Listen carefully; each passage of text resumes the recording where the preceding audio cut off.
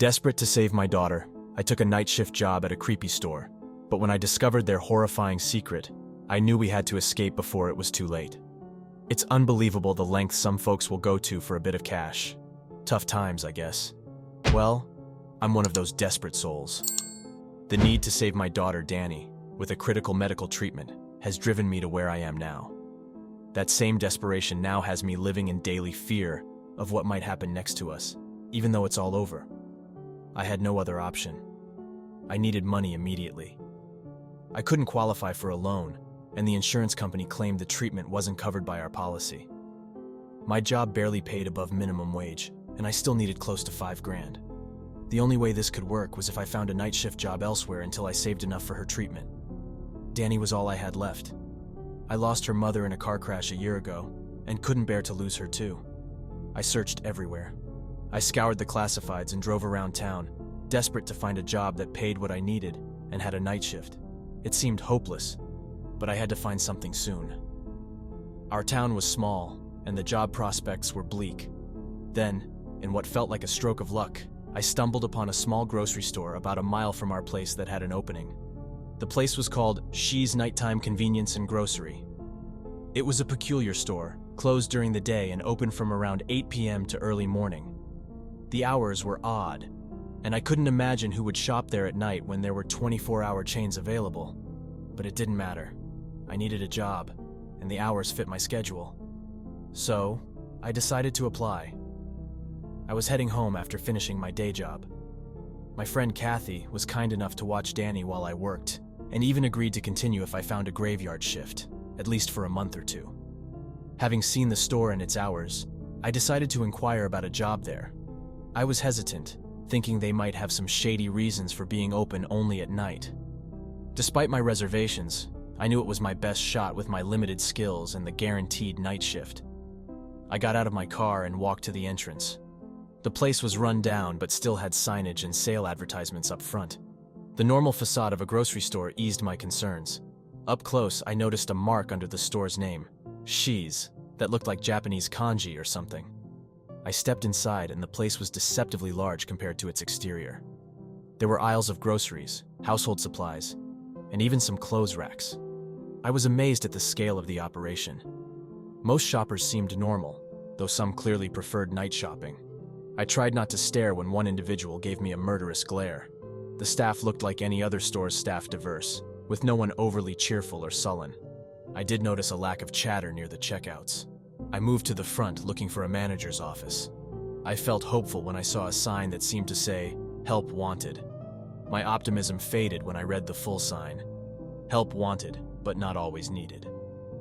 Unsure what to make of it, I looked for someone to ask.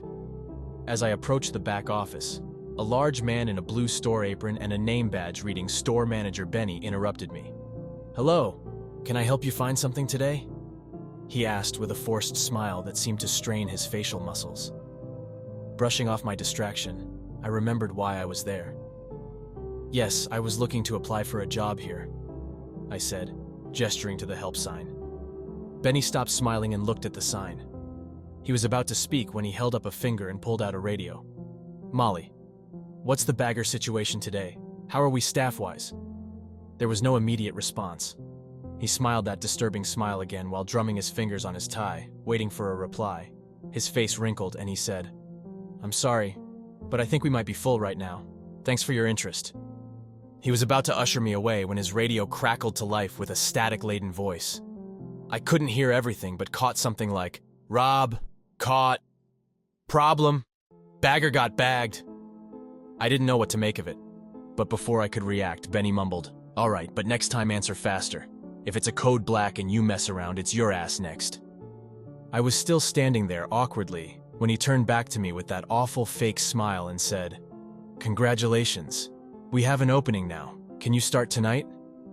"Tonight?" I asked, surprised they wanted me to start immediately without any application or vetting process. "Yes, right now. Don't worry. We'll sort out the legal stuff later. But we're busier than normal tonight and could use the help.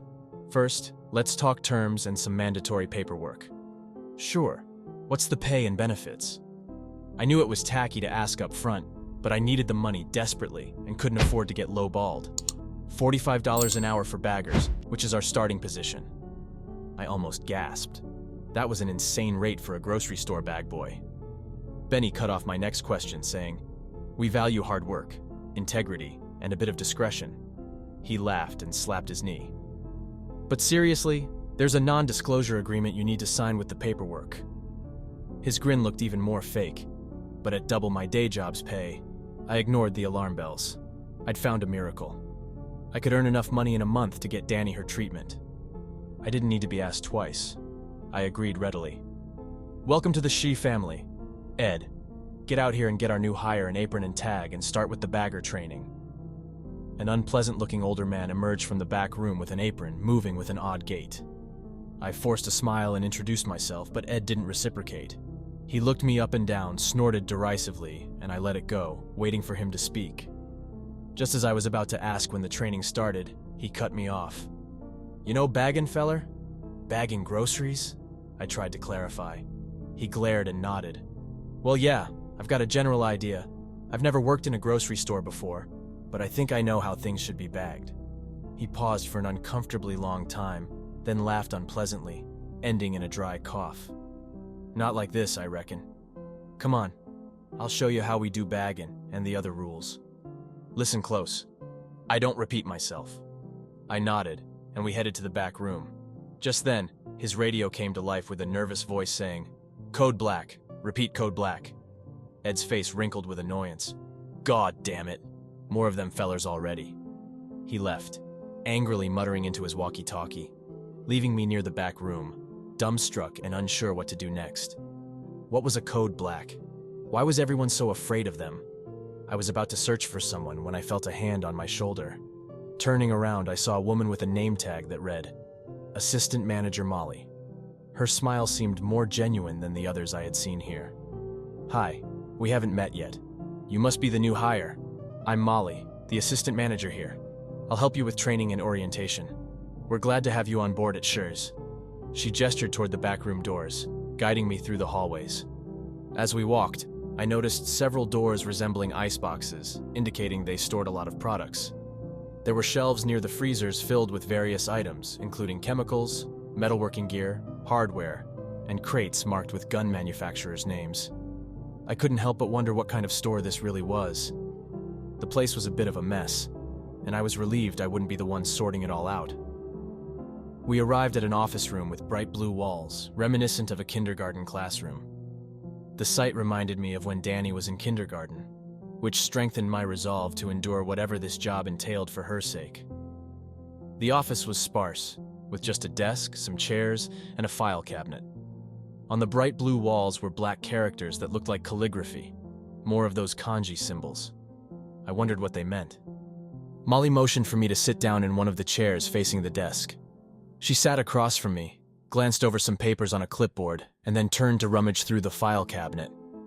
As I waited, a sudden shriek from outside caught my attention.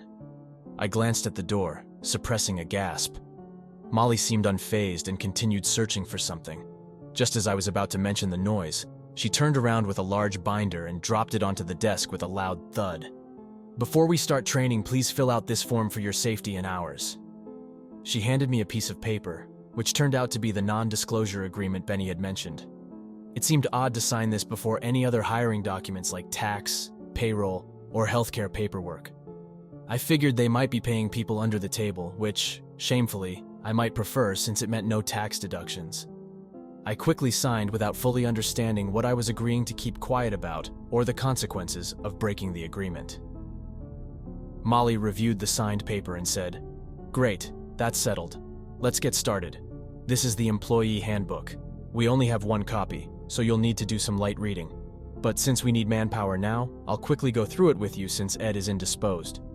She grimaced at the last word, checked her watch, and adjusted a dial on her walkie-talkie. "As a bagger, you play a vital role in ensuring customers leave satisfied with their purchases.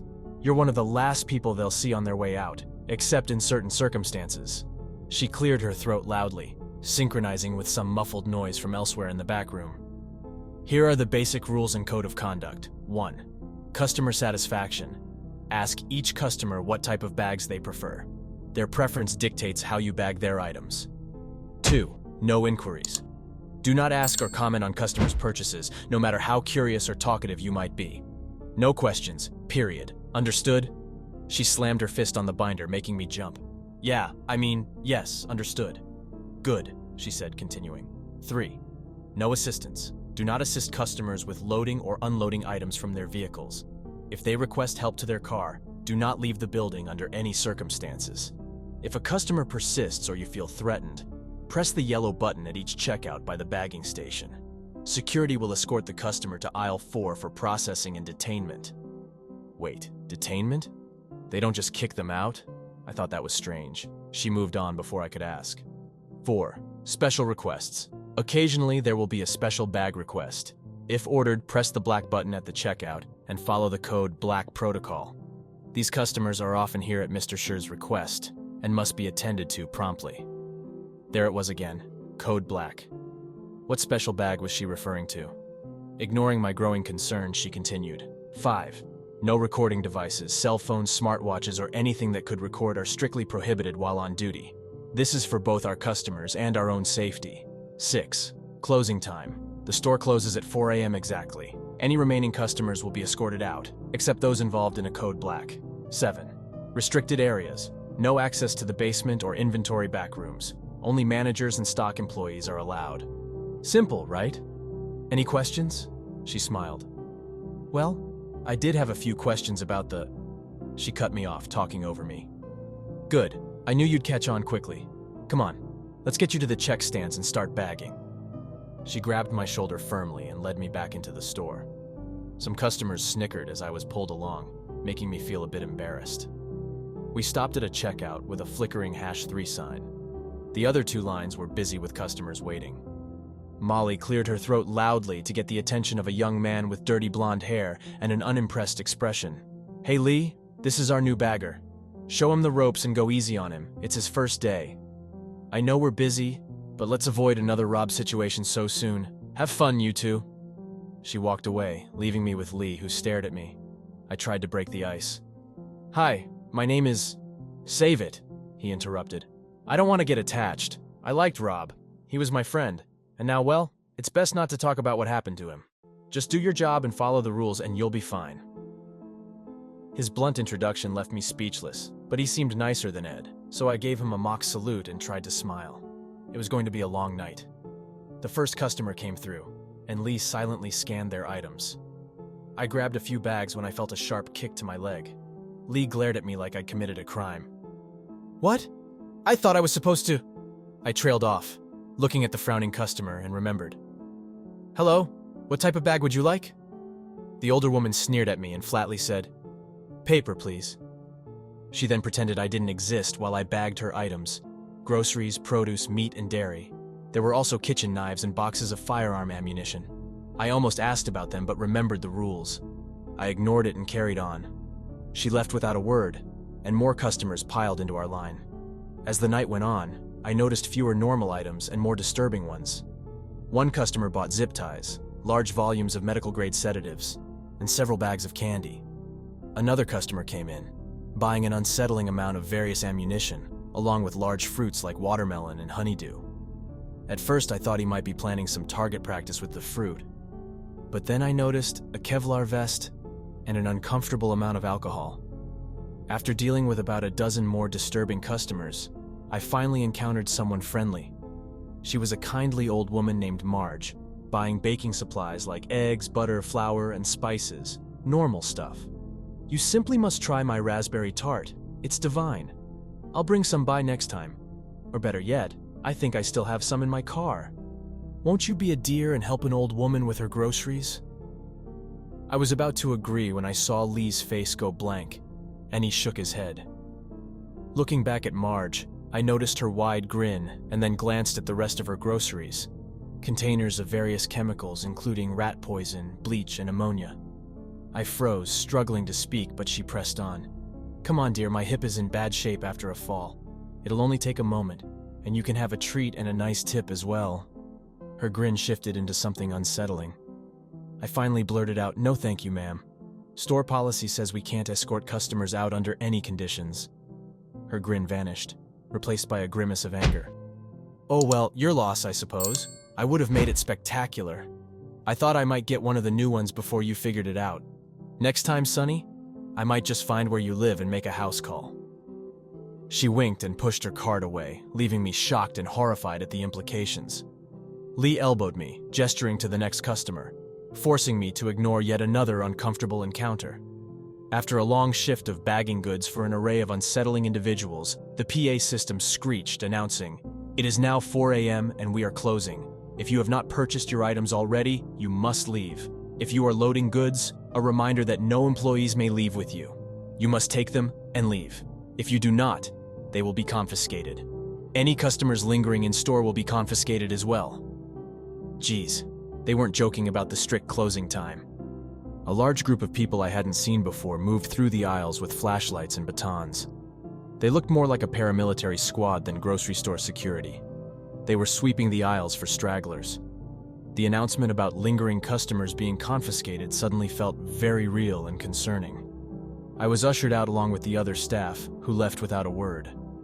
I tried to make a quip to Lee, asking if there was ever overtime, but he kept his head down, ignoring my joke. The more I learned about this place, the more I felt I had made a mistake taking this job.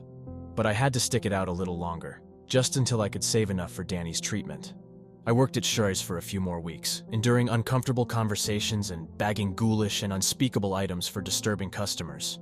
During that time, I witnessed 2 code blacks, or rather, I overheard them. Lee told me not to look and to avoid drawing attention from the customers who ordered them.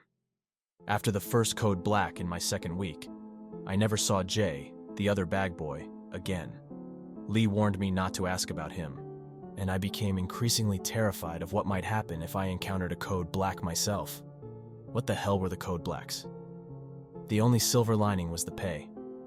The store paid bi-weekly, and to my surprise, almost no taxes were taken out of my paycheck. I had nearly $2,800 from my first 2 weeks of work. With a bit more money from my other job, I'd be able to afford Danny's treatment. I just needed to make it through 2 more weeks and then quit, never to see this awful place again. I managed to avoid trouble during my 3rd week, but my last week took a disastrous turn. It started a chain of events so horrible that the conclusion still threatens my family's safety and terrifies me to this day. It was about 11 p.m. and things were going okay. The managers were lurking around with an odd air of concern and anticipation. Lee mentioned that Mr. Shur, the owner, would be stopping by that night. I was trying to ask more about him when a large bald man approached our checkout. He had horn-rimmed glasses and a jowly face fixed in a leering stare that made me very uncomfortable. He tried to chat with me, but I got bad vibes from him. "Ah, come on, man, lighten up. I see you're new here. What's it like working here? Seen any real action?" I ignored his question and asked, "What type of bag would you like, sir?" "I'll show you my bag if you show me yours," he said, letting out a belly laugh that almost knocked his glasses off. After a moment, he added, "Plastic is fine, I suppose. Just trying to lighten the mood. You look tense, like you could use a break." I ignored him while bagging his copious amounts of junk food, pliers, lube, condoms, and various chemicals like bleach and OxyClean. I'd grown somewhat numb to the worst of the disturbing customers and their purchases, but this one was particularly loathsome. "Yeah, you could definitely use a break. Hey, I know. I can give you a little pick-me-up in my car. I'm right outside. Help me take this stuff out, and I'm your huckleberry."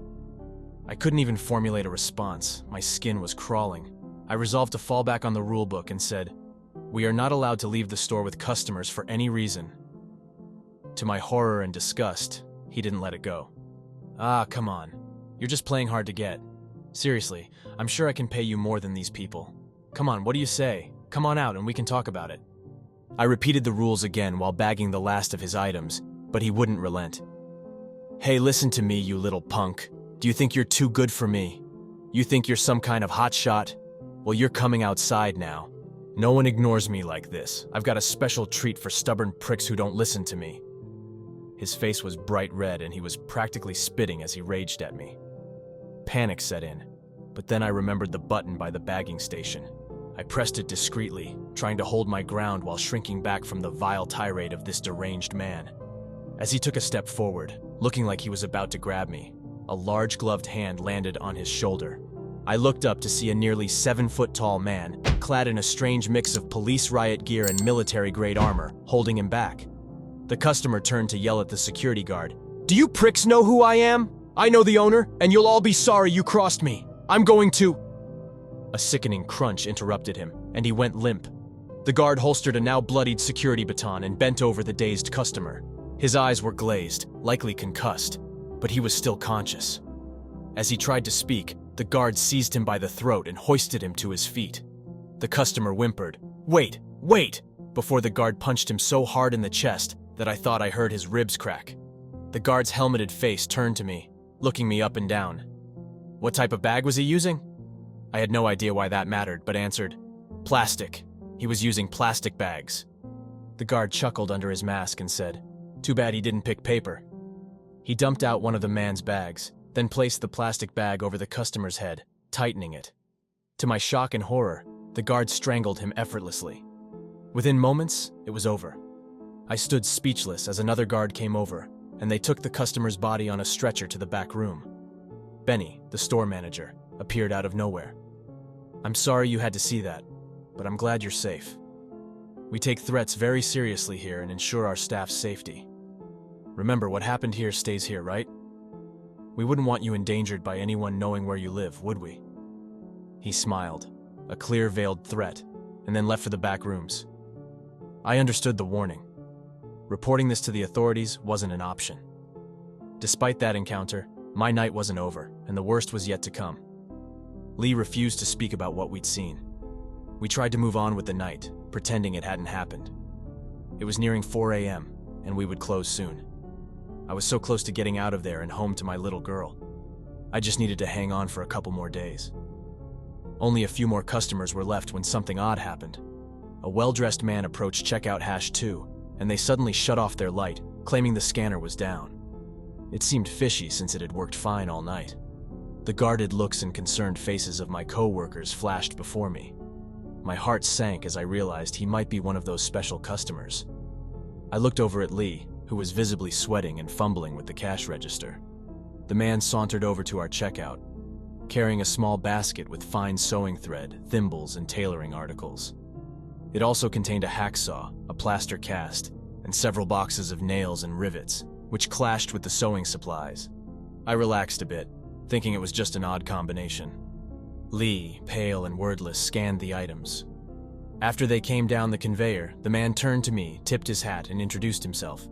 "Good evening, my friend. I'm Henry Jaspin. I work for a little antique clothing shop, and I'm here for some materials." I relaxed a bit more. Nothing seemed too strange. I asked, "What type of bags would you like today, Mr. Jaspin?" "Well, my good fellow, paper for these small bits. But what I really need is a body bag tonight, preferably the larger variety." My mind raced, heart pounding. Did he just say he needed a body bag? I was about to ask him to repeat himself when it dawned on me. The rules had mentioned, "A special bag request, you will know it when you hear it." I realized I had encountered my first code black. I forced my trembling body to move and pressed the black button under the bagging station. An alert went off on nearby walkie-talkies. "Code black on number 3. Confirmations echoed around. There was a burst of motion near the back. I handed Mr. Jaspin his bag of smaller items as Benny approached us. "Good evening, Mr. Jaspin," Benny managed, sounding uncharacteristically nervous. "Oh, Benny, don't worry. I know what I asked for, and though you're a big fella, I wouldn't dream of picking you. We go too far back. Besides, your skin is terrible. Can you imagine one of our suits on you?" Mr. Jaspin howled with laughter, and Benny joined in with a nervous chuckle. "Your new employee, however, has a nice strong jaw and broad shoulders. Not much meat, though." He looked me over, and I was terrified and confused by what he meant. Benny spoke up. "Of course, you're free to choose as you please, but might I suggest an option? We just processed a rather unruly fellow a few hours ago. He's on the larger side and might be a good alternative." "Of course, Benny. Lead the way, both of you." I followed Benny, sandwiched between him and Mr. Jaspin. We entered the back and went through a key-card-locked door leading to the basement. Benny shot me an apologetic look as we descended, and I beheld what was down there for the first time. The basement was dark and freezing. I initially thought it was another meat locker, and I wasn't far off. When the lights flickered on, I had to stifle a gasp of horror. Rows upon rows of body bags lined the room. Most of them were full, with corpses in various states of decomposition peeking out. The sight made me nauseous. It looked like a morgue. I realized we had been dealing with these products all along. I chuckled darkly to myself, recognizing the options: paper, plastic, and body bags. I thought about how they talked about selecting a person. I also remembered those who had handled code blacks and vanished, like Rob. Rob had been bagged. I stood there, mouth agape, trembling at the nightmare before me. As I was paralyzed by terror, Mr. Jaspin calmly browsed the inventory of corpses, pinching cheeks and muttering tut-tuts or moans of disdain. He paused at the body Benny had pointed out and said, My, he is a big fellow. Plenty of material they'd love to use. Skin's a bit dry, some eczema. But that's all right, Benny, old chum. You have a deal. I'll tell Mr. Shuri. Benny sighed in relief and started to guide me out of the dungeon. As we left, I glanced at Mr. Jaspin's pick and almost gagged. It was the belligerent customer from earlier, his face dented from the security guard's baton, his skin pale and his eyes still leering even in death. Why was he down here in a body bag? And why did it sound like he had just been purchased? My mind scrambled for rational explanations. Suddenly, Mr. Jaspin grabbed my hand and slipped a card into my palm. We'd love to have a worker like you at our establishment. She runs a tight ship here, but we're more free-spirited at the tailor. Take care. He left with his horrific purchase. I was ushered upstairs in a daze, barely registering Benny talking to someone. I snapped back to my senses to see a new face staring at me. He was an older man with intense, unblinking eyes that seemed to pierce my soul. He spoke in a stern but soothing voice. I know you might be unsettled by what you saw, but Shinu and the means to access it are natural parts of life. It's what we sell. It's even in our name. I hope you understand and don't consider doing anything foolish in the next few days. We value your work, but some people lack the fortitude to handle what our business entails. Don't forget that when you head back to your house on 4th Avenue. The large cherry tree at the end of the street is blossoming beautifully. You should take your daughter to see it while it's still in bloom. He placed a hand on my shoulder and squeezed as he departed. I had no idea what I had just witnessed, but I knew I was in serious trouble. My mind was a jumble, and besides the imminent threat, I found myself fixated on a name. I thought about what Mr. Schur had said about Shinu and what they sell. I looked again at the sign as I was leaving. Shai's Nighttime Convenience and Grocery. At first, I didn't think anything of it, but then I looked closer at the kanji by the first word. I looked up the meaning on my phone. It was indeed the kanji for Schur, sometimes used as the number 4 in Japanese, but more often associated with something else. The dawning horror and simplicity of the name made sense now. Schur more often translates to death. I had worked almost an entire month at Death's Nighttime Convenience and Grocery. I didn't go back. I quit. I will find another way to make the rest of the money I need. My family's safety is what's important now, and I know it's not safe for me and Danny here anymore. How could it be when Mr. Death knows where you live?